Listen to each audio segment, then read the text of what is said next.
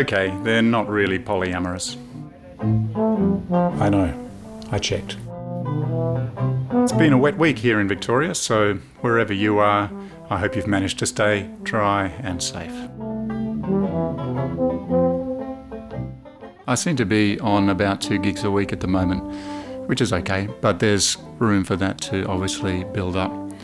The Mood Merchants inquiries have started coming in again. I've had a few this week, but it does take a while for those to come to fruition and to sort of fill the diary with those gigs again. This week I've been doing freelance work again, and that's totally great, but it'll be good to get a few more Mood Merchants gigs in the book.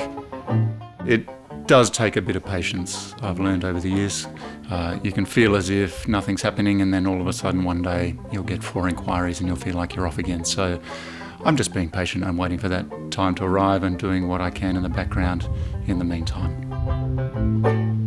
My 2 gigs this week were with a company called Random Acts, run by a bass player called Robert Severini, and he puts on these costume roving gigs. So in this case, we were the Christmas elves down in Aspendale Gardens, wandering around with Santa, and then up in Broadmeadows and in Sunbury with the Nutcrackers. So these gigs are good fun. I'll put a link down in the description if you'd like to check that out further. I've got some more work done on the website this week, so I'm hoping to roll out those changes maybe next week. I do have to choose my moment when I've got time to work on it and get it all fully operational again without too much downtime. So I'm thinking that could be next week. So I'm hoping to be able to share some of those changes with you next time we check in. I have been hitting the practice pretty hard this week, and also doing some recording and a bit of multi-track video stuff that I'm working on for a future project. So I hope to be able to share a bit of that a bit later on. And Mel and I did take advantage of fantastic weather on Sunday. We headed down to Anglesea with the dogs, had a really beautiful day down there.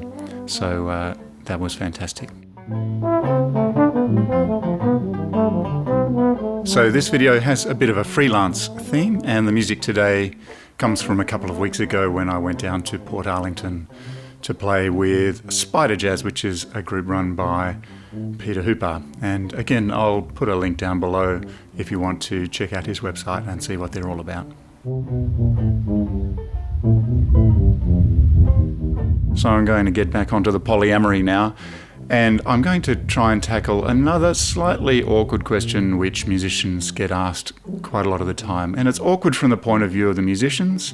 It's not an unreasonable question for people to ask, but it can leave musicians sort of shuffling awkwardly and not quite knowing how to answer it. And this is a really common one that we get asked all the time. And these questions are pretty simple. They go along the lines of, oh, so are you guys in a band? Or where are you guys from?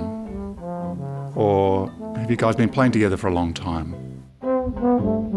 So you might be thinking to yourself, well, what's awkward about that? And it's fair to say that musicians, myself included, quite often make things more awkward than they need to be. But those questions have an assumption within them which is totally reasonable for anyone to have about bands and about the way that they work. But it doesn't actually reflect the reality of how things work in our part of the music business. If we think about the idea of a band in the popular imagination, you could probably imagine that they might be a bunch of people who perhaps live near to each other and who met up somehow or other through a common love of a particular kind of music, and maybe they started meeting together in the living room and playing some music, and eventually that became a band which goes out and plays for gigs. So when people ask, where are you guys from, they're thinking, okay, well, where did you meet? Where did you start that interaction that started this group actually happening? Because after all, how else would you have met up and started playing together? How is it that you're able to come together and rehearse and make the music sound good? Of course, you must live somewhere close to each other. But here's the thing, if you're coming and speaking to my trio on any given day, it's not unlikely that you'll have one member from Geelong, and another member from Daylesford, and perhaps another member from Ascot Vale. So they might be hundreds of kilometres apart in some instances, and not from the same place at all. And so it would be much easier if we could just respond, okay, well, we're a band from Brunswick, but we're not. We're sort of geographically dispersed, but it's also more than that. So if you go and chat to any jazz band you see playing around Melbourne, then it's fairly unlikely that the people you're chatting to are a band in the way that you might imagine a band might be.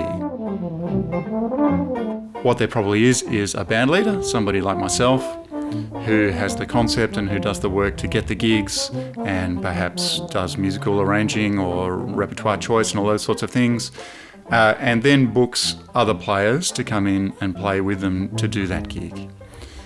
And we tend to use the same players a lot when we can get them, but because all of those players are freelancers, they're not always available to do the gig that I want them to do, and so I'll then need to go and find somebody else to do it, and I will start out with certain players in mind for a certain gig, and it's not the same for all gigs because different people suit different situations. And then if I can't get my first choice, then I'll go down to the second choice and so forth, and work my way through until I have a really good trio, say, that I think is going to be great for that gig, and they're all booked in and ready to go. So when people come and ask, how long have you guys been playing together? The right answer might be just this gig. There is an old joke where musicians will look at their watches and say, oh, what time is it now? How long have we been playing together? You know, I don't endorse those jokes, but I can understand why it's sort of an awkward question to be asked in that situation. What's the right answer? There's only one right answer to this question, by the way. 30 years. So what's polyamorous about that? Well, bands are not exclusive. When you go and see a band playing, what you're really seeing is a band leader with whatever musicians that band leader has booked to play with them that day.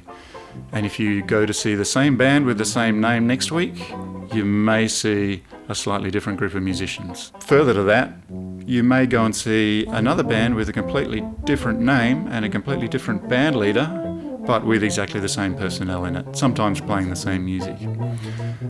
So a band is not a band in the way that we tend to think of a band being a band, at least not within Melbourne, within this particular community of musicians. Now, obviously there are exceptions to this rule. There are bands here in Melbourne within the jazz community who do have a really consistent membership, and they do go to someone's house and rehearse and put together really special music that they couldn't do if they were just freelancers rolling up on the day. And I think there's something really special about that. But I think even those bands, the players within them, generally speaking, go and do other gigs with other people too. There's not any bands that I'm aware of, happy to be corrected, which are able to offer a living to all the players within them in a really exclusive way, so that you're committed to just that band and you won't do any other work with other people.